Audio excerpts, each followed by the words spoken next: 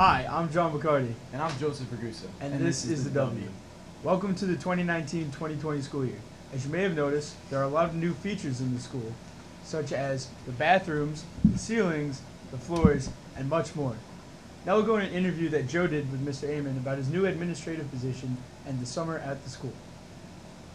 Hi, Joe Ragusa here reporting for the W, and today I'll be talking to Mr. Amon about the new school year. How different is your typical day when you were a teacher? Wow.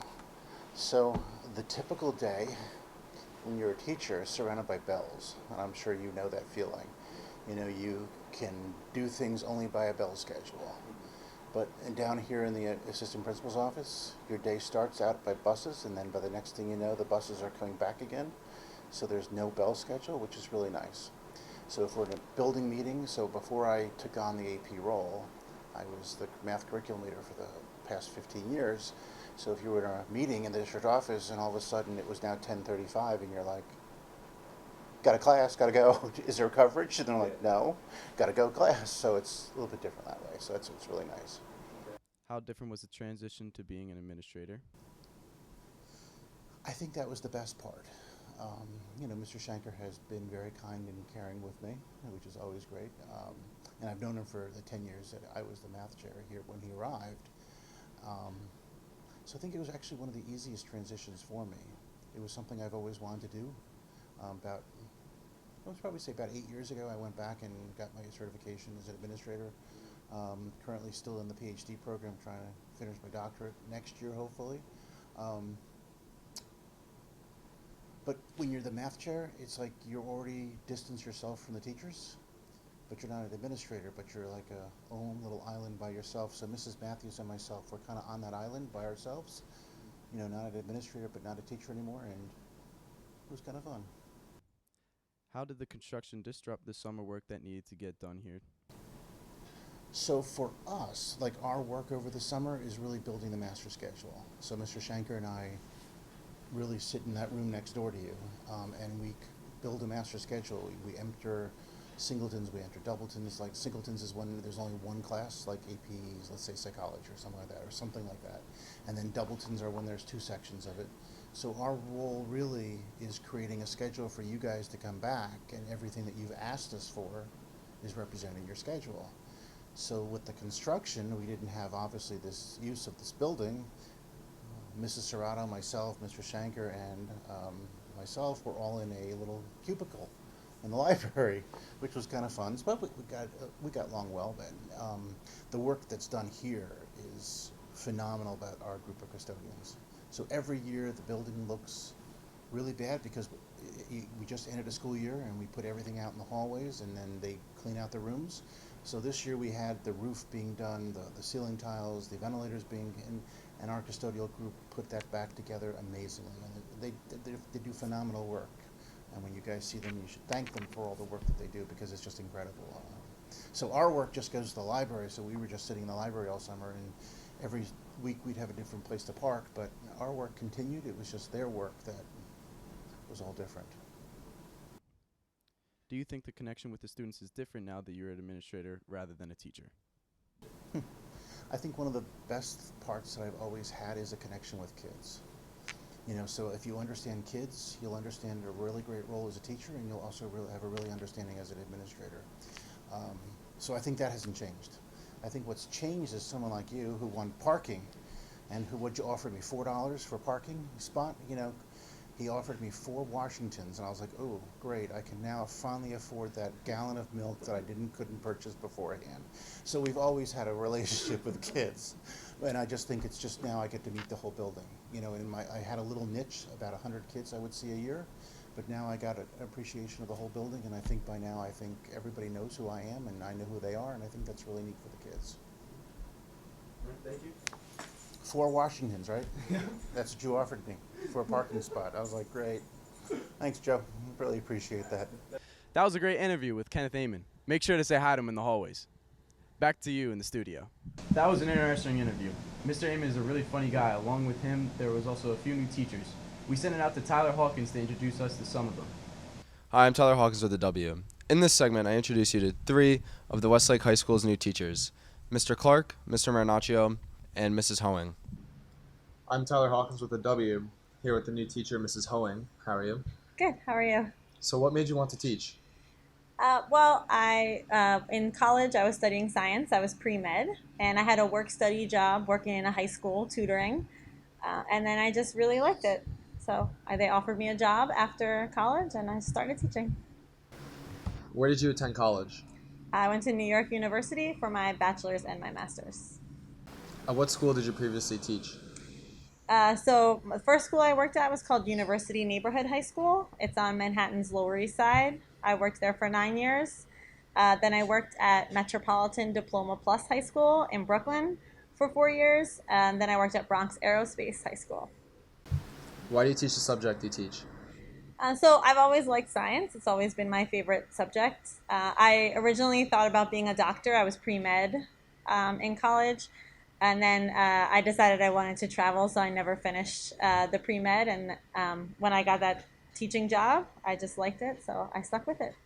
And what brought you to Westlake? So about 3 years ago, I moved from Brooklyn to Brewster, New York.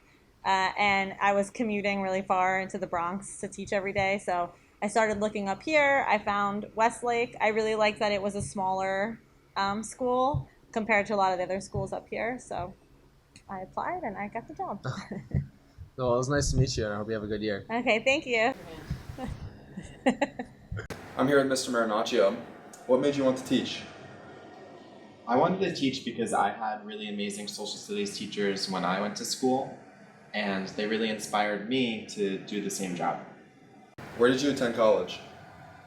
I earned my bachelor's in history at Marist College, just north of us in Poughkeepsie, and my master's in history at Queens College. At what school did you previously teach? Most recently, I was teaching at the Health and Science School in the Bronx. Why do you teach the subject you teach? I find social studies to be the most interesting subject. It was always something that I was passionate about. I think studying the connections between peoples and really analyzing those themes could really provoke discussion that's really relevant, especially when we make connections to today. What brought you to Westlake? Well, when I saw that there was an open position here, I hadn't known much about Westlake, but after visiting the campus, meeting the administration here, I just had a really great feeling about it. And there's something really special about this district, and I feel like it's a great fit for me. It just felt right. Well, it's nice to meet you, and I hope you have a good year. Thank you. I'm with the new science teacher from Westlake High School, Daniel Clark. What made you want to teach? I knew I wanted to be a teacher since I was in 6th grade. I had a really great English teacher, but then didn't want to grade any essays. So I switched to science when I had a really great physics teacher in high school. Cool. Where did you attend college? I graduated from Northeastern University for my undergrad degree, and I just recently got my master's from UMass Boston.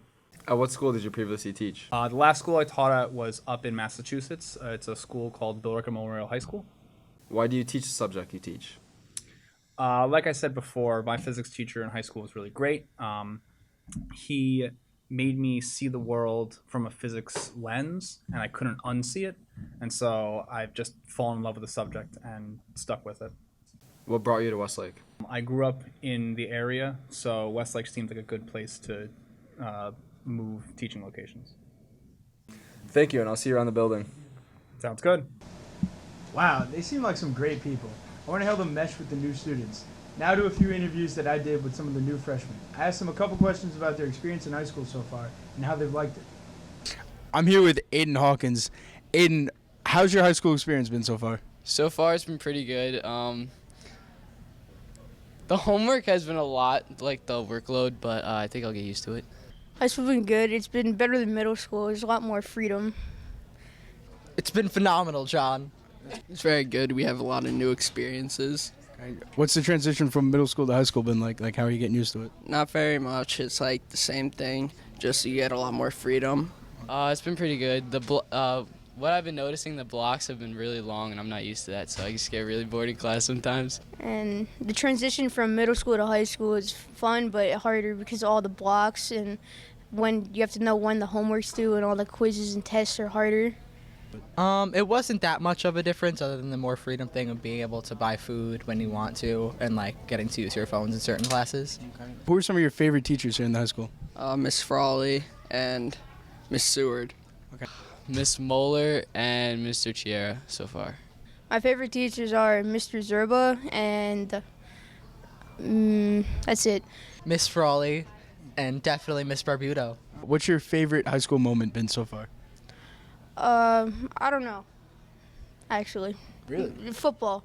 Football has changed from modified to high school. It's harder, there's more practices. You get to practice during the summertime. I can tell.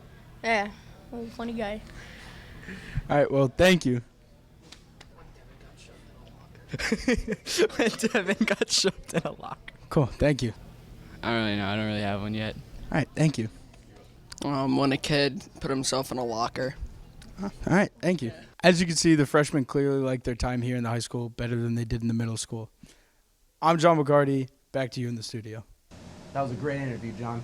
They seem like some really cool kids, especially Tyler's brother. Yeah. I wonder if they enjoyed homecoming as much as I did. Here's James Stuetz with the piece on homecoming and both of the pep rallies. This is James Stuetz reporting for the W. It is officially fall sports season, and every Westlake sports team has had a great start leading up to homecoming and Spirit Week. Homecoming is a festivity held in high schools nationwide, where former and current students can come together to support the football team as well as the other sports. For the senior class, this is our last homecoming as students, and our fall sports season is important to all of us. The lineup for this weekend started off with 2 soccer games against Ardsley on Friday, the varsity boys soccer team at 6, and the nightcap, the varsity girls soccer team at 8. Then on Saturday, varsity volleyball faced Ossining at 11, followed by the main event, varsity football versus Albertus Magnus at 7. Homecoming isn't all about sports, though. The week leading up to homecoming, we celebrate Spirit Week. Spirit Week is a week filled with all grades competing against each other with themed outfits to see who has the most spirit, followed by our pep rally in the gym Thursday, the 19th at 7, and Fall Fest after the shortened school day on Friday. Classes competed in a lot of different activities, including tug-of-war and musical chairs, to name a few, followed by the announcement of our homecoming king and queen. I claimed the crown this weekend, as well as our senior class president, Riley Neglia. I can tell you firsthand that this year's homecoming was one of the best in a long time. Thanks for coming out and showing your Westlake pride, as well as support for all athletes this weekend. Back to you in the studio. I had a great time at homecoming, did you?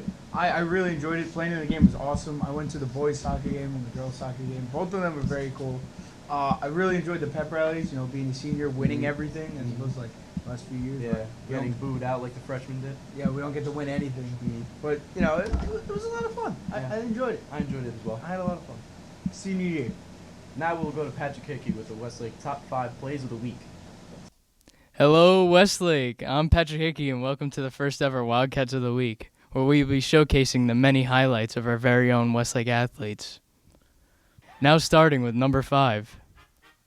Jackie Andrews in the second half comes up clutch with a late game penalty kick, bottom left, to put Westlake up 1-0.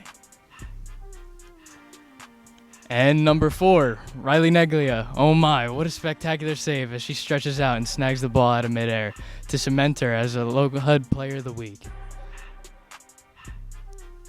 Number 3, Captain Jerry Chiquilo bangs in an absolute beaut as he finesses the goalie and puts the ball bottom right to give Westlake motivation and battle until the final whistle. Forza. Number 2, quarterback Jason Osceola on homecoming takes it to the house for a 75-yard touchdown by himself to answer back to the amazing kickoff return by Albertus Magnus' Jaron Joseph.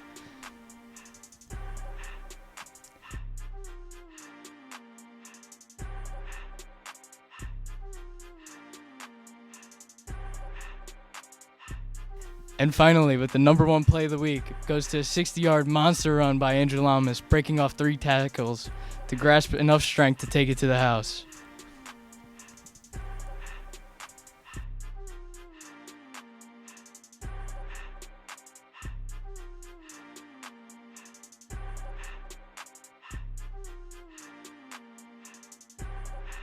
That wraps up the top 5 Wildcats of the Week. If you would like to see your sports highlight featured on the next edition of Wildcats of the Week, send them to patrick.hickey@mtplcsd.org, as well as siabate@mtplcsd.org.